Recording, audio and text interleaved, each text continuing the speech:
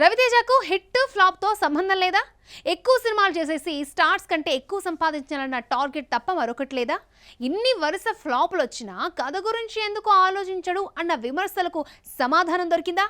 చూద్దాం. ఈ సాంగ్ చూసిన తర్వాత రవితేజ మారిపోయాడా అన్న డౌట్ వస్తోంది. ఇంతకాలం రొటీన్ యాక్షన్లో పడిపోయిన రవితేజలో ఒక్కసారిగా ఇంత చేంజ్ ఎలా వచ్చింది?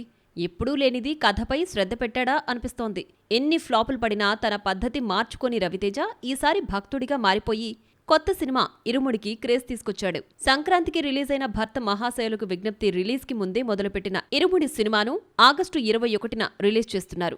రవితేజ ఉన్నట్టుండి ఇలా అయ్యప్ప మాలలో కనిపించడం అందరికీ షాక్ ఇచ్చింది. తండ్రి కూతుళ్ల సెంటిమెంట్తో వచ్చిన గ్లిమ్స్ ఆకట్టుకుంది. ఇరుముడి సినిమాను శివ నిర్వాణ దర్శకత్వంలో మైత్రి మూవీ మేకర్స్ నిర్మిస్తోంది.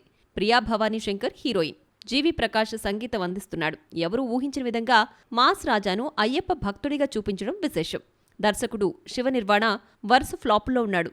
నానితో నిన్ను కోరితో దర్శకుడిగా పరిచయమైన శివ ఆ తర్వాత మజిలీతో సూపర్ హిట్ కొట్టాడు.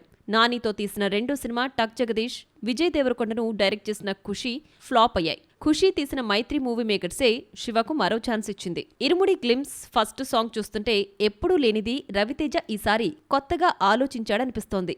ఈసారి ఓన్లీ మోస యాక్షన్ అని కాకుండా డివోషన్, ఫ్యామిలీ ఎమోషన్స్ కి ఇంపార్టెన్స్ ఇచ్చాడనిపిస్తోంది.